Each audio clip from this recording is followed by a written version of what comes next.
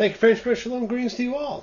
I hope you all had a fantastical, rejoicing, and dancing holiday, honoring and celebrating the great book of instruction.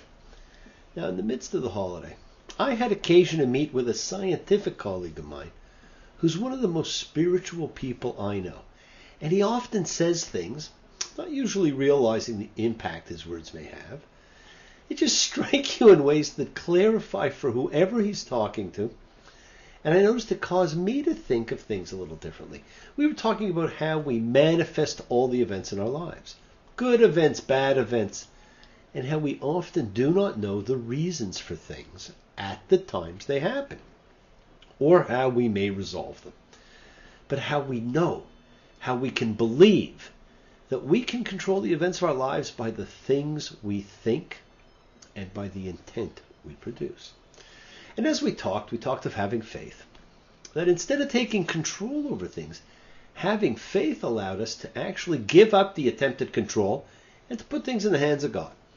Something so many are so afraid to do. Faith. Belief not based on things seen, not based on proof. Yes, it is difficult. And it is probably one of the biggest choices you may make in life. And we're going to be reading about a series of people who, without question, gave into faith. So give it a throw. You may change the conditions of your life. In fact, all religious practice is based on some element of faith. And whether you are religious or not, of deep faith or no faith, you actually do have some element of faith. It may only be in the inherent goodness of man, but that too is faith. Well, my friends, this is a big week, a week of beginnings.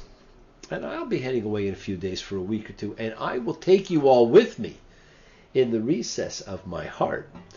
After all, now I know the secret. There is nothing that I lack. If I give my love to you, you'll surely give it back. And it is that easy, friends. Give love, get love. And speaking of love, we're just a few days away from Ellen's birthday. So let us all, the world over, wish her the awesomest birthday of birthdays, because she is special. And even though I tend to put this in for her almost every year, I do think it is appropriate.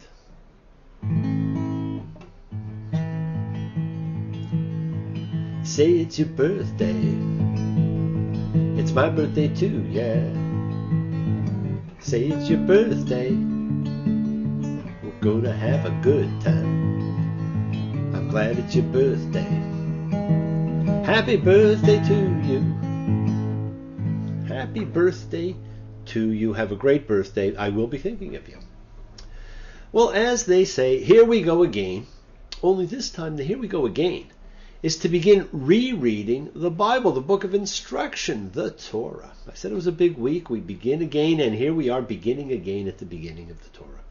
You'll notice that the stories and people who stand out are those who've demonstrated faith. They allowed things to unfold as God determines, not as they think they control those events. In most cases, they had no control. And you really see that come home next week with Noah, alone, other than with the animals in his family. Adrift in a sealed box, perhaps demonstrating the first act of faith. Then you'll see it several times with Abraham. Go to a land, I'll tell you. Take the lad to a land, I'll show you. Both times he put everything in faith. You'll see it with other patriarchs, with Moses, and with the people. Faith. And speaking of faith, this was a song that Bob Dylan and Tom Petty did for the Chabad Telethon back in 1986. It was called Thank God, and of course it was a song of great faith. There's a world of pain and sorrow filled with selfishness and greed. There remains that glory found to supply our every need. You can find it in the temple with a welcome on the door. But be sure to count your blessings before you ask for more. Thank God for every mountain and each sea. Thank God for every flower and every tree. Thank God for giving life to you and me, wherever you may be. Thank God. And of course, the welcome on the door of every temple and every home is the mezuzah, a sign that it is a house of faith. And let us all welcome Myra, who's joining our community on this spiritual voyage of discovery. And I have faith that we can help heal those in need of healing. So let us together send out goodwill, love, healing to those in need, as we call for healing for everyone, renewal for any you know in need of spirit.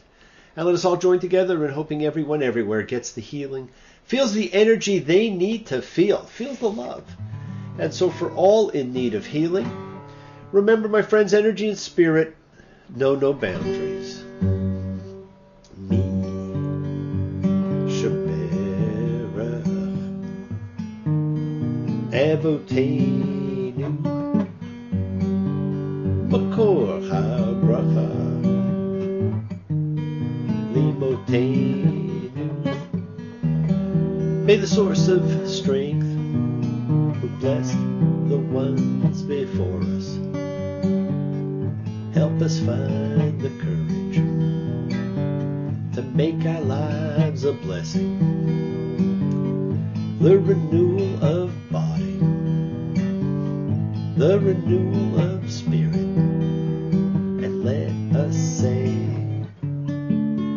Amen. Mishmerach, let us all have our spirits renewed. And I was speaking with one of my great mentors the other day. One I do not speak to enough, though we have many, many conversations just by thinking of each other. And we talked about a bunch of different things, as so often happens when you're catching up. We talked of family and the amazing travels he's been on, the new car he had thought of getting, and the one he actually did get, which I am looking forward to seeing and getting a ride in. And as is so often the case, I learn much, as I do from all of you, when we talk. Well, he was telling me how he had his dreams manifested. Dreams he'd had when he was a kid came to fruition when he was an adult, out of the blue, without thinking about it. But the time was right. We set in motion events that we do not anticipate when they may come to fruition. It was a great lesson and a great reminder that our intent creates the pathway to attainment. Now, where to begin with the beginning? The great cosmic tale of creation. So powerful, so awe-inspiring, but surprisingly over in the first two parshas of the Torah. And packed with so much. And those first 11 chapters establish a connection between God and the entire universe. They depict the formation of a relationship between the Creator and all the families of the earth. This relationship will remain as the crucial background to the story of Israel that will take up the rest of the Torah. And friends, even in this week's opening parsha, where do you begin? Genesis 1 is the 6 days of creation and the Sabbath, the one day hallowed by God because he ceased. Genesis 2 is the second account of the creation and the fascinating juxtaposition of the two different names of God, Yahweh, Elohim, much more anthropomorphic, and the description is of a God who does not summon things into being from a lofty distance through the mere action of divine speech, but works as a craftsman, fashioning. And so we have Yetzir, form, instead of bara, create. The third world in the four worlds of creation, blowing life breath into nostrils and building a woman from a rib. And this represents the first great example of editing that we see in the Bible to put different pieces by different writers together. Now, you do not think that way if you believe Moses wrote the whole thing, because you do not necessarily see it as different pieces fused into one. Genesis 3 is the story of the Garden of Eden and what is considered the first sin and its punishment. Genesis 4, the introduction of parental favoritism, sibling rivalry, leading to the first murder. Cain murders Abel and the land is polluted. Later in Genesis 4, we have the beginnings of civilization.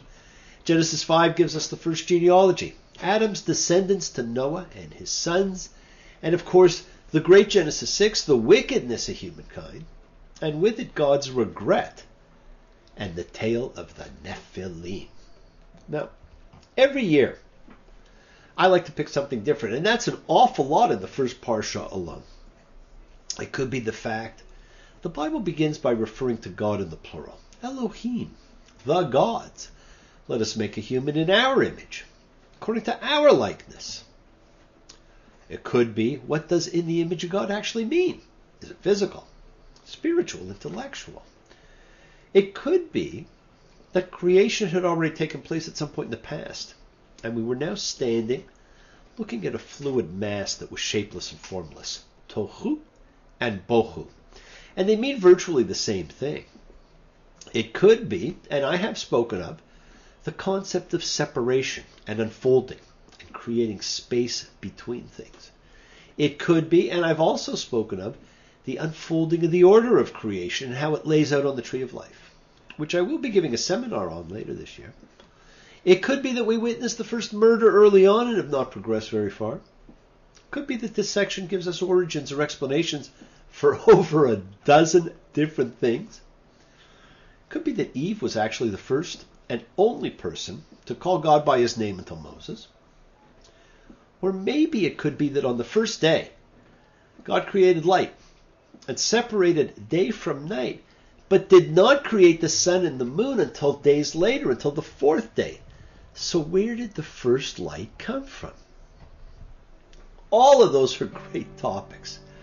You can even pick how the opening of the Bible reflects our most basic and repeated day-to-day function. And no, whatever you were thinking, that's not it. It is choice. We spend our lives in a whirlwind of choice. And what an incredible first choice. The tree of life or the tree of knowledge of good and bad. Choosing is an essential part of being human. We can choose good, which is the way of life, or bad, which results in death. We can choose faith or unbelief. We choose between the two trees countless times every day.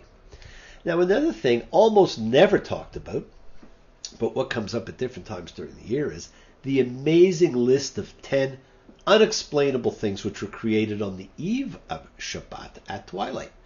And these are the mouth of the earth, where it swallowed Korach, the mouth of the well of Miriam that provided water for the Israelites in the desert, the talking ability of Balaam's ass, the rainbow, the manna, Moses' staff, the shamir that cuts the stones of the altar in the holy temple, and the writing, inscription in the tablets of the Ten Commandments. Now these all come from chapter 5, verse 6 of the Ethics of the Fathers, the Pirkei Avot, which is Mishnah-based ethical teachings. Some of the earliest Mishnah teachings, and they can be read hand in hand with the Torah to see the kind of discussions early rabbis and sages had about the Torah. And they're fascinating to read.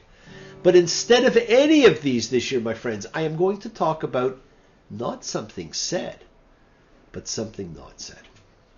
And that comes when we meet the serpent and how what Adam and Eve say God said and what God actually said are not the same thing. And so this became the first example of adding. Eve says in Genesis 3:3, "But of the fruit of the tree that is in the middle of the garden, God said, you shall not eat of it, and you shall not touch it, lest you die." Okay, that's what Eve said. So what did God actually say? Well, just a little earlier in Genesis 2:16, "And Yahweh Elohim commanded the human, saying, you may eat from every tree of the garden, but from the tree of knowledge of good and bad, you shall not eat from it, because in the day you eat from it, you'll die." Now we know that's from the second creation story, because of the names used, both names. But notice, friends, God never said not to touch it, just not to eat from the tree. Now Rashi suggested, based on this dialogue, that if one starts out by adding to a command, one may come to take away from it in the end. We should also note that this idea of not changing what is written is introduced here at the very beginning of the Torah because it's an essential principle that Moses pronounces twice near the end of the Torah. In Deuteronomy 4:2 and 13:1, he says, "You shall not add to the thing that I command you, and you shall not take away from it." And this points to the consideration concerning human oral transmission of a divine command. So let's read on. Genesis 3:4. "And the snake said to the woman, 'You won't die, because God knows that in the day you eat from it, your eyes will be opened, and you'll be like God, knowing good and bad.'" Wow, you will be like God. What a powerful statement. Now, whatever is meant by creation in the image of God means that humans are understood to participate in the divine in some way that animals do not.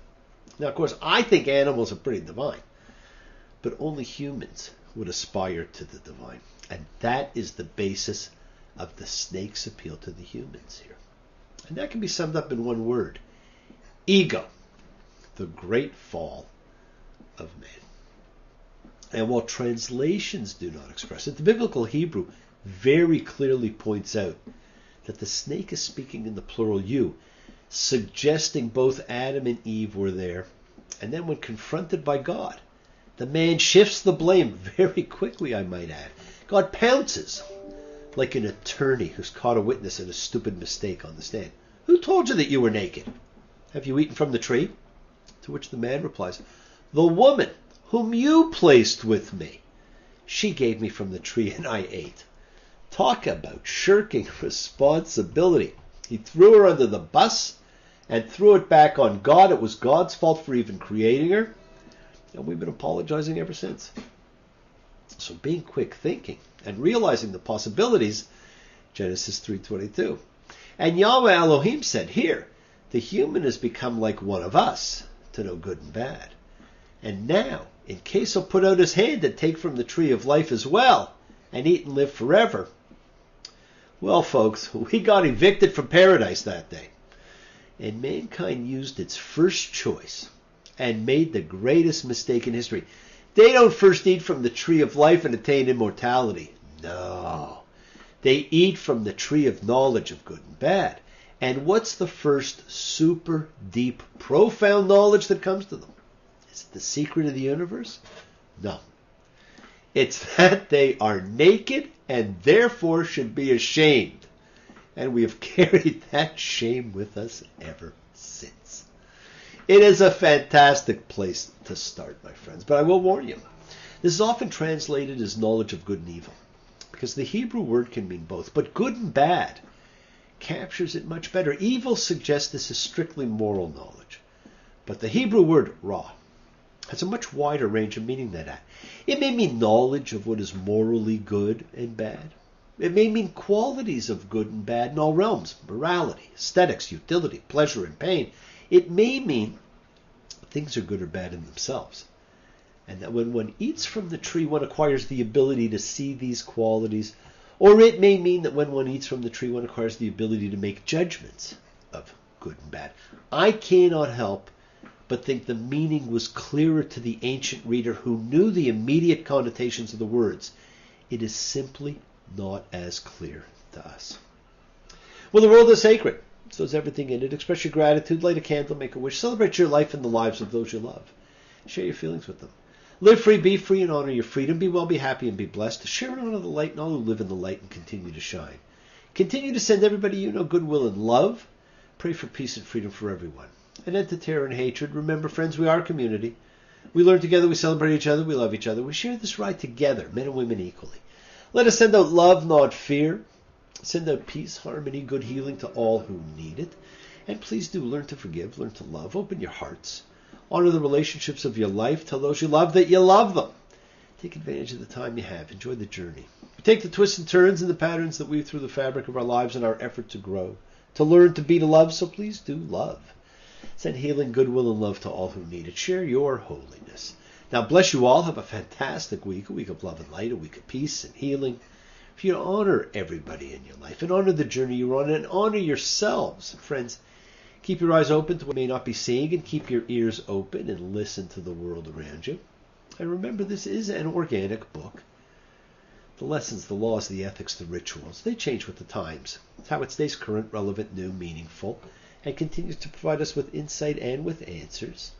Remember, we set in motion all that happens in our lives, our intention, our cause, our effect, everything is linked. Now, as I've said, you always have time to forgive and to be forgiven. You do have knowledge of what is good and bad. So acknowledge what you have done wrong or bad to yourself, to God, and to any person you have wronged.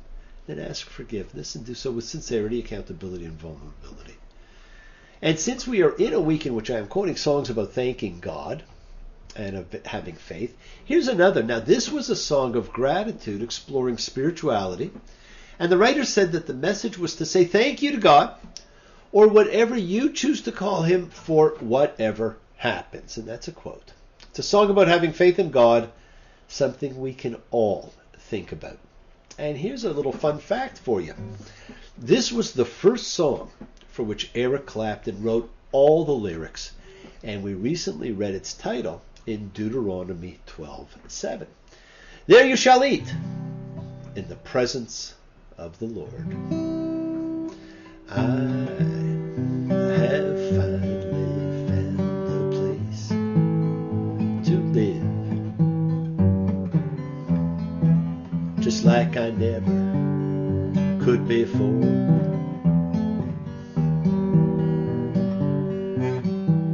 I know that I don't have much to give, but I can open any door.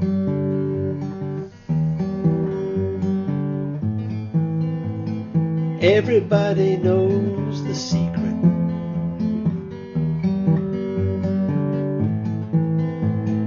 Everybody knows the score. Yeah, yeah, yeah, yeah, yeah, yeah. I have finally found a place to live in the presence of the Lord.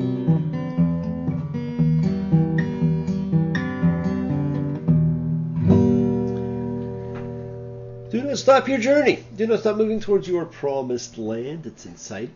Keep on dreaming, keep on being, keep sharing, keep shining, keep teaching, keep spreading your holiness. Do not follow fear. Now, thank you all for joining me, for starting the year, for participating, for sharing your lives, your love, your time with me. I love you all. I look forward to seeing you all next week. And I hope you stay well, and I hope you get all the renewal that you need. And remember, friends, do not add, do not take away. Eve added touch, and it wasn't there. Try and stick to what we see. Shabbat Shalom and blessings to you all. Take care. Bye.